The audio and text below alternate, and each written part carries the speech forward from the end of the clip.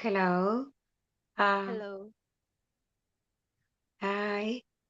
Hi, how are you? I'm good, thanks. And how are you, Bella? I'm fine too.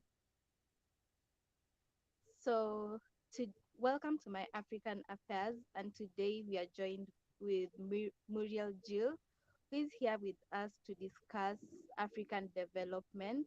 She has occupied and she has occupied lots of roles in South Africa, including being a project manager in the UN, uh, where her roles and responsibilities included training and developing small entrepreneurs. And her last in her last role, she was in her last role she was working in the research development for in the University of South Africa. So how are you, Muriel? I'm very well, thanks. And thank you for inviting me to your show. It's You're an honor to welcome. be here. Thank you. You're welcome. So my first Mm. question I wanted to ask, you have been in business for a while. How is it like being in business? Business is not easy. People say that you sometimes go into business because you want independence. You Yeah, don't want to work for somebody else. You don't want to work 9 to 5. But that is not true. While yeah, it is slightly true, the majority of it is not true. You do work 9 to 5 and even beyond 9 to 5 when you are working for yourself. And yeah, a lot of people tend to romanticize going into business thinking that you will make it big the first time you go into business. It yeah. needs a lot of planning, a lot of careful planning. And Mm-hmm. when you do your business plan, be very realistic. Don't Yeah, just write a business plan as a document to secure money and therefore inflate things. It's not easy, but it can be very rewarding. I mean, we all know people who are very, very successful in business, but they did not become successful overnight. But business is very, very important because it is what it drives the economy. Without businesses, there is no GDP, there is no economic growth and development, and there are no jobs. It's very necessary, it's very important, but we need to be very realistic, not to scare anybody away, but to be realistic about going into business. It's very yeah. necessary. So, what would be your advice for someone who wants to start out in business? If you want to start out in business to ensure or to maximize your chances of success in business, is to Yeah, look at your market, your particular area where you are, and see where there is a need, where there is a need that is not met, and then try to meet that need as opposed to doing something that so many other people are doing. And then by doing that, you're just replicating what others are doing, and there are too many of you selling or doing the same business, selling to a limited market. And when yeah, you do that, selling to a limited market, that dilutes the profits because there are too many people doing the same thing, but the people that are able and willing to buy are limited. So you end up going home with very little. In so you fact, yes. yeah, I was going to say, so you have to be able to solve a problem before you get into business. Exactly. Yeah, See the need, the gap in the market, and do it. And having talked about too many people doing the same thing and therefore not getting enough profits, it's exactly what is happening in Africa. We have yeah, high unemployment in Africa, and unemployment basically means that there are not enough job opportunities, which mm-hmm. then means that there are not enough people doing business, employing others, and therefore high unemployment rate. And high unemployment rate feeds into poverty. Because when people don't have jobs, they don't have a salary. They don't have a means to support themselves and their families. And therefore that leads to poverty, which is very, That's very high in Africa. in Africa. So that's what I was coming to. I wanted to say, according to your article, which we will link in the description, you have said that over the years, the middle class has risen, but a good percentage of the middle class risk going back to poverty. And I wanted to ask you, what causes poverty in Africa? What Yeah, are like the we causes of bring, poverty? Yeah. yeah. Um, Lack of job opportunities really Mm-hmm. is what feeds into poverty. There are a number of things. Yeah. I will just focus on two. Let me start with the big one. The big one is that we have resources in Africa, but we're Mm-hmm. getting pitiful amounts for our resources, very, very Yeah. little. Yeah. And unfortunately, that is in the political sphere to solve. We Yeah. should get better money for our resources. It's not fair, it's not just. We should get better money for our resources, but that is in the political sphere to solve. But then there is another thing that is feeding poverty in Africa, which is lack of jobs. And Yeah. often you will hear many of us in Africa bemoaning the fact and say that the government is not doing enough to create Yeah. jobs. But quite frankly, the government is not the creator of wealth, is not the creator of jobs. The creators of wealth are the creators of jobs, which is us, me and Yeah. you, taking up entrepreneurship. What the government does, it's a partnership between us and the government. The The government. government should provide infrastructure, the roads, electricity, communication, and all that, that Yeah. make business able to run smoothly. But in the absence of that, me and you, we cannot sit back as if our hands are tied behind our backs. Our hands are not tied. Yes, it will be difficult. We may do something, but as a small business, I want to come to talk about small and medium enterprises. Yeah. Yes, we need electricity. Yes, we need roads, but maybe not as much because my business will be small, not as much as a big business. And Yeah. even when I need to transport something, I don't usually do it over a large area. Like I don't supply my customers are not the entire country. So I don't Yeah. travel a long distance. I still need to take the goods to them and the roads are bad, but the distance is short. But we cannot sit back and say infrastructure is not there. No, there are people Mm-hmm. that have made it in Africa that have made it very rich. If I may refer to the well known Mr. Dangote from Nigeria, he's the Yeah. richest black man in the whole wide world. And he Mm-hmm. made his money in Africa. He made his money in his country and in West Africa. So I want us to draw inspiration from men like him. Yeah. Often people want foreign direct investment, and I'm not against that. Foreign Yeah. direct investment is mainly big businesses. But even if you look at first world countries and you look at the mix of their businesses, big businesses they occupy about 1 to 5% of the total number of businesses. So Mm-hmm. we cannot sit back in Africa and wait for foreign direct investment, which is big businesses.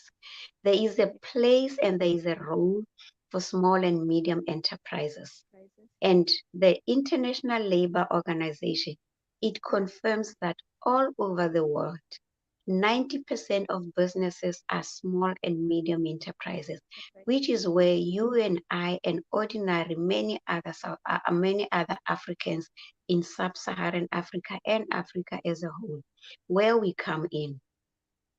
And that we need to start small businesses. We are Yeah. involved in businesses, but they are too micro to make any difference. Too micro, the profits are too little. Too micro, we're not employing one other person.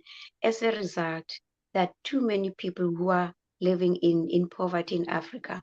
I was reading an article from the World Bank, they say that Yeah. 435 million people in Mm-hmm. Africa, they live in extreme poverty. That's And at the true. same time, that's too high.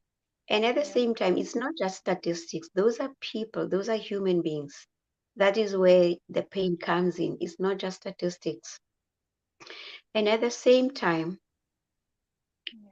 I'm losing my thought of my trail of thought here. Yeah, those are individuals, those are our people that we have to do something about. And Yeah. so we need the thought, the solution that I have in mind is to take the many that are involved in micro businesses Yeah. because that way too Are the many. micro are the micro businesses the informal ones or the SMEs? The micro business are mainly the informal ones.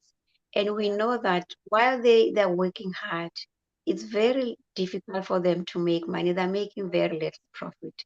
Yeah. So the solution I have in mind is to Mm-hmm. take some of them, many of them, and Yeah. train them in entrepreneurship with the intention to try to translate them into Yeah. small businesses that can employ maybe two other people. And Yeah. in Africa, we have um, we have 60% of our farm produce goes to Yeah. waste, which means that farmers are losing money. And Yeah. that produce, it could have been turned into, we could have added value to it and turned it into something else, and that would add value and grow our economies and create jobs. So that is the solution that I have in mind. Instead of losing 60% of our farm crops, train people to add value to our farm crops.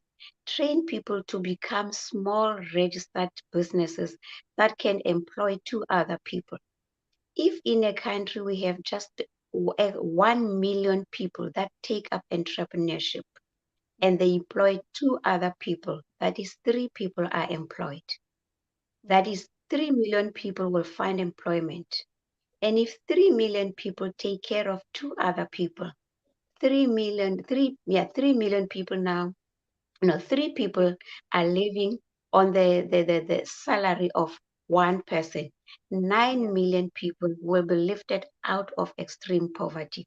So we really can solve our problems in Africa, we, the general population, without expecting And too much from according the to government. you, and according Yes. to you, do you think that through the training and all, is all this practical in the real world to train the people so that they can create their own businesses? Because the common person will also still complain about issues like capital to start the business, or does this solution you're trying to offer have a way of maybe helping them with the money to start the business?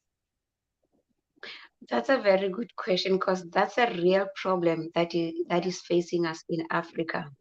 Yeah.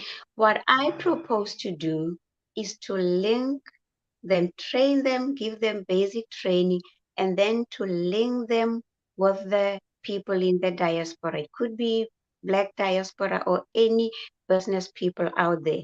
Because if you Yeah. look right now, China is making very small, not very small, but is making small production machinery, which Yeah. makes it very affordable to start manufacturing. We can Yeah. start small. So, what I propose to do is to link our people because one of the impediments of entrepreneurship in Africa is lack of capital. So, Yeah. after training, to link them with established businesses overseas, the diaspora, Yeah.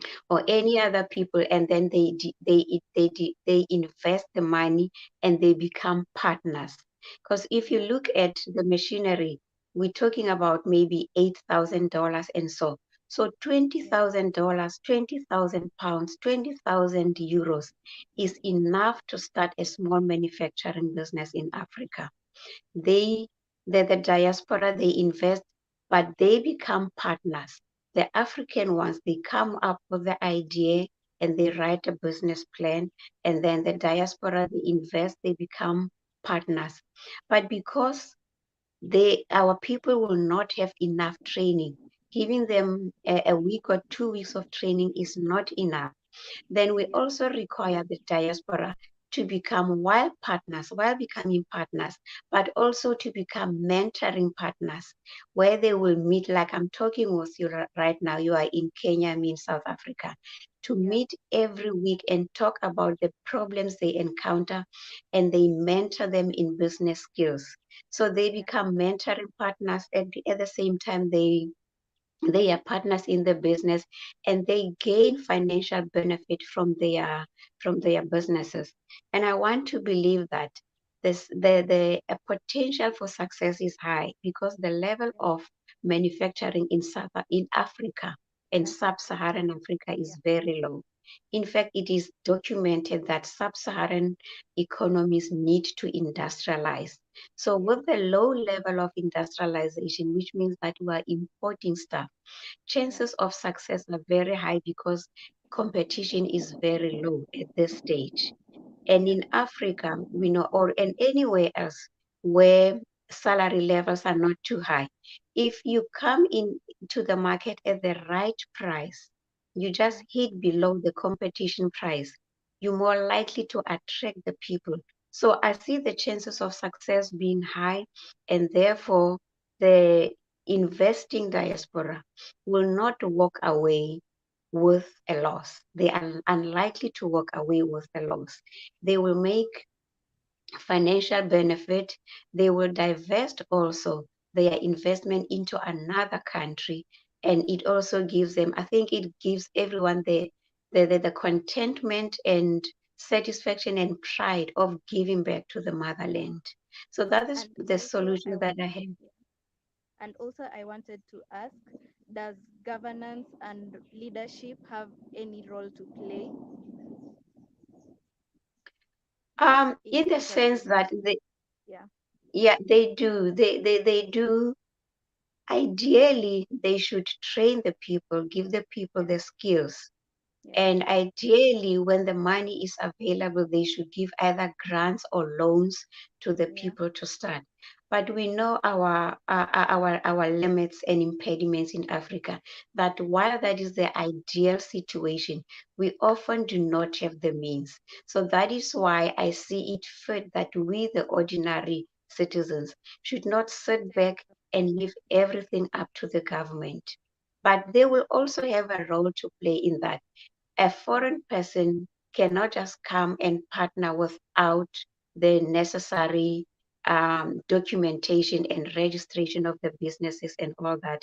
And even when they make profits, that they will have to go through the right channels of having, before they take out their profits, having to pay taxes here in their local country where they will be playing. So it's like we said that development and fighting poverty and reducing unemployment, it is Yeah. always a partnership between governments and us. Government and the We are population. not spectators. Yeah. We are we should be very active participants in solving the problems that we find ourselves in. And also, yeah, last time when I said I lost my thought of trade, it is coming back to Yeah. me. Yeah. I Okay. was going to talk about our farming methods also. Yeah. We know that often we farm a small piece of land, and our farming methods are still very antiquated, very old. Yeah. And as a result, the yield that we get from our farms is very, very little. And it's very sad, because we have very fertile land. Yeah. I was reading an article that said that, excuse me, the land, the size of the land and the fertility of the land in the DRC alone is Yeah. enough to feed the rest of the rest of Africa. We have Yeah. land, we have fertile land. We need to improve our farming methods. There's an article I was reading also. They say that if we can just have a agricultural revolution, you can revolutionize our farming methods. They say that Yeah. it has a potential to lift 110 million out of extreme poverty. That's We a have lot. That's a lot, and Yeah. we have solutions. We just have to implement them. And even Yeah. with farming, I have seen very small tractors. Yeah. It used to be that the tractors were big and expensive. Obviously, if it's big, if it's expensive, and there is not enough money. But China is making smaller tractors, which are Yeah. suitable for a small piece of land, which can, and Yeah. also not only tractors, other farming implements also. They are Yeah. miniaturizing everything. So we have the solution at our disposal. We Disposal. just have to change our our mentality. Instead of looking to the government, expecting the government to do everything, we have to realize that we are the We should active take matters in participants. our hands. Yeah. Yes. And then we have to change our mentality to a building and developmental mentality, not sitting back and not only thinking of Yeah. consumption, but thinking of building something. We can solve a lot of our problems. I'm not saying that small and medium enterprises will solve all of our problems, but we can go a long way. We cannot Yeah. sit and do nothing. We can go a long way towards Yeah. reducing extreme poverty in Africa by creating employment Yeah. opportunities for ourselves through small and medium enterprises and Eh, then manufacturing small things. It doesn't make sense to me that we should sit in Africa and eat the food that is imported from elsewhere. Whilst we have tomatoes that are going bad, we can take those tomatoes, turn them into sun-dried tomatoes. There are many other products we can do. Export some of them, and so many things we can do. So many. We've got mangoes. We can turn them into guacamole, export them to Mexico. We've got products. We've got fertile land. We just have to see ourselves as able people who can play an active role and solve our own problems or go a long way towards solving them. Because if you Yeah. look at any developed country, they did it themselves. Nobody came from the outside and did it for them. They did it for themselves. And maybe I'm too optimistic, but if I look at Germany, after the Second World War, the infrastructure and the economy of Germany were destroyed because of the war. But in 10 years' time, they had Yeah. rebuilt the economy. That's a mentality that says, I can do Yeah. it. That's a mentality that says it's up to me, not nobody else. Nobody's going to come from outside Africa or outside my country and develop my economy but me. If just 1 million or 2 million of us in every sub-Saharan economy can think that way, we can go a long way towards solving our problem and reducing unemployment and poverty. And when it comes to poverty, it's always very painful because it's Yeah. not just numbers, it's our people.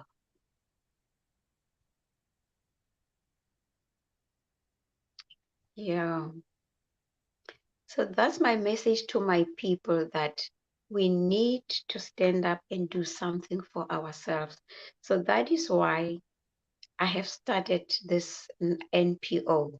It Yeah. prompted me and it motivated me to start this nonprofit organization to go into our sub-Saharan countries, help many who are trapped in informal trading, because they wake up in the morning, work extremely hard the whole day, but the rewards, the financial rewards are just too little. And because we are not adding any value to the products, it's also not growing our economies. And Yeah. when we grow small businesses, our businesses and the employees we employ, we pay taxes to the government. The GDP of our countries grow, and the tax collected by the government also grow. And then with more money, they're able to supply the things we need. You supply the roads, the infrastructure we need, even social infrastructure, because in addition to that, Yeah. people need clinics, we need better schools, we need all social things, social programs. We are able to do that. the government is able to do that when they can collect enough money. So you realize that entrepreneurship is what gets the ball rolling. Me and you and ordinary Sub-Saharan Africans, we are the ones that get the ball rolling. We shouldn't just sit back and wait for big companies to come. Only so many of them can come, and they can only produce so much. They can only employ so much, but the rest is within our means, and it is our responsibility to take active participation in solving Yeah. our problems. And I have thought a great deal about this, and I'm capturing my thoughts in articles and in books. I've also written a mini book that I call Building the Mm-hmm. Africa That We Want. And most of these thoughts I've put them down, I've written them down in that book. And I think people can go to the link, which will be, I believe, will be in the video, and go to the link and read more on this and what we can do and what our role and responsibility is. The solution is not outside our countries. The solution is not outside our continent. The solution is within us. We are the change that our economies need. We Yeah. are the change that the continent needs. That's my my passionate short message to us sub-Saharan Africans. Yeah. Hmm. So would we say now that strengthening the small SMEs is the answer, is the solution to our problem? I see it as a solution to our problem, because Yeah. we cannot just depend on large businesses to come Yeah. and solve our problems. They never employ everybody. And even if you look at first world countries, if you look Yeah. at the mix of their businesses, Yeah. 90% of their businesses, they are small and medium enterprises. And it is a well-known documented fact that in Yeah. some countries, up to 70% of employment of the workforce is Mm-hmm. employed in small and medium enterprises. So that is where we lack. Ours in Africa is micro. So I see it as necessary to grow them from micro to small and medium. And because most of the micro is just a one-man operation. But if you leave selling tomatoes into making toothpaste or Yeah. making tomato paste or making body lotion or making children's clothes, then you employ one or two other people. If you are just 1 million businesses and you employ two other people, it means yourself and your two employees, you are three employees, Yeah. 3 million people are employed. So I really do see it as playing a very vital role in Yeah. creating employment, and employment will reduce poverty, which is what we need. We cannot be such a rich continent. And whenever people talk about Africa, the first thing that comes to their mind is poverty. We cannot be looked down as poor, the poorest people of the world. I was reading an article, I think it was a World Bank article. They say that in the next 25 years, 90% of the world's poor people will be from Africa. It cannot be right. We have the solution to make that prediction not come true. We Yeah. cannot sit as if we don't have the power. We cannot sit Yeah. as if we are mental midgets when we have so many educated people. So that is why I really want to take the active role of training people in entrepreneurship, then linking them up with people who are ready to invest as partners, mentoring partners in Africa, so that we fight this scourge of joblessness and poverty. We cannot be seen as poor people. And we have the means to overcome poverty. We have the means because we are importing most of the stuff that we are using. You find that we're importing clothes from China, we're importing Mm. toothpaste from elsewhere, we're importing body lotion from elsewhere else, we're importing clothes. Yeah. While we have cotton, West Africa, Mali and Burkina Faso and other places and Malawi, they have cotton. We should take that cotton and into linen, turn it into linen and then make clothes locally. I'm not saying that we don't need to export or import or trade with other nations, but we cannot take our raw material without adding any value, exporting it and then importing it back at a much higher prices. And then we Yeah. and take all the produce that we have, add value to them. Let's eat what we produce locally. We Yeah. cannot be depending on somebody else to feed us. We have the land, we have people. We have 1.4 million people on the continent. Let us solve our problems, our own problems, and let us see ourselves as able and should be able participants in solving our problems in Africa. Uh, so how long would you project for maybe businesses to lift Africa and develop Africa into an economy that we want to see? How long could that take? That will depend on the number of people that take up entrepreneurship. Because if you look at small and medium enterprises, usually we don't require much from them. We don't require a magic from them. If you just like the example I've been giving, one business employing 2 people, therefore there's 3 people, and then a million business employing 3 million people. How long it takes, it will depend on the number of people that are willing to migrate from Yeah. micro into small business. But if you look at other examples like, excuse me, Germany, they did it in 10 years. Yes, in Germany, there was political leadership and political will. America and other places, they gave them the money. So there was capital to do that. But they Yeah. could do it in 10 years. But if you look at Dubai in 1983, which is exactly 40 years ago, Yeah. they were just a desert, just a semi-developed desert. But Yeah. today, everybody wants to go and live in Dubai. Yes, Dubai is a city, but what has happened to a city, it can Yeah. happen to a country. And what happens to one country, we can replicate it over 40 countries, and then we can solve our problems. But how Yeah. long it happens, it depends on the will of the people to take up entrepreneurship. And yeah, it depends on the number of people. But I also say that while we are going to start the NPO and we are going to train the people and we are going to link them up with mentoring partners, it's also extremely important for our people to realize that their own development depends on them.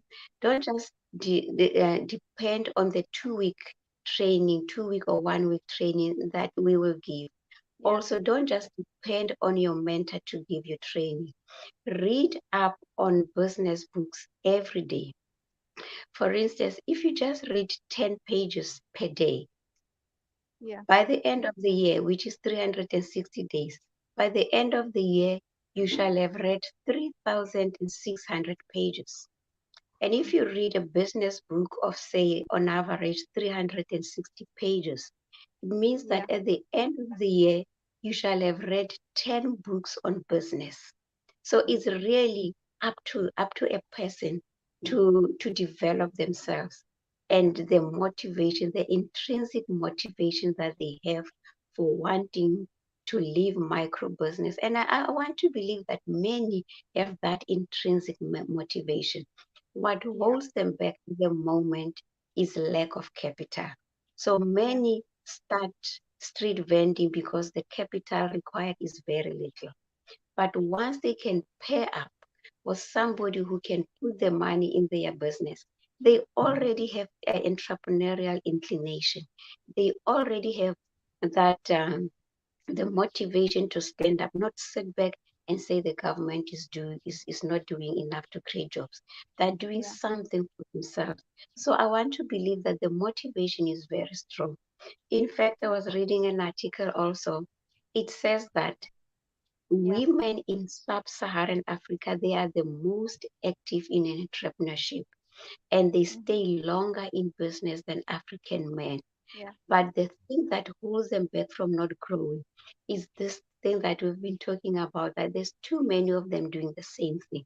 So there's not enough profit. So they don't have money to Mm-hmm. inject back into business and grow them or grow into something else. So that Yeah. is what is holding us back. But the intrinsic motivation, I rarely Yeah. see it. People are very active. The motivation is there. Jesus, they just need to have the impediments Yeah. taken out of the way, and the impediments are lack of capital and lack Yeah. of entrepreneurial skill. We talked about. You can, in fact, the two of them, we can deal with them. We can deal with capital and lack of entrepreneurial skills, and sometimes lack of access to markets. But that is where identifying a gap comes into play, Yeah. so that you start with the local market and produce for what you see before you want to access faraway markets. We can deal with that. In fact, this is how one of the reasons that made me want to start this NPO, to address these three impediments. Okay. And I really So do in want to believe essence, that yeah. So in essence, the growth should start from a country, let's say, and then replicate to all over the countries in Africa, and start from exactly. individuals as well. Exactly, because it's always us individuals that take up Yeah. entrepreneurship, and it's us individuals that create wealth and create jobs. So that is Yeah. where it starts. It starts with us, and then if we do that in every sub-Saharan country, you Yeah. can imagine in 40 years, Africa could be like Dubai if we Yeah. work hard. There was a vision, there was a will, but there's a will in our people. The fact that they don't give up, and sub-Saharan women are documented to be the most active in Yeah. entrepreneurship. The motivation is there. Yeah, you are right. It starts with us individual, then we Yeah. replicate it in the country, then it grows from country to country, and then all Yeah. in the end, all of our economies are developed. We have enough jobs, and many are lifted up out of poverty. We can solve our problems, and this prediction of 90% of the world's poor people coming from Africa, we need to stop it. It should not come true. It shouldn't. And through entrepreneurship, we can go a long way to lessening that figure. We cannot be looked at as the poorest people.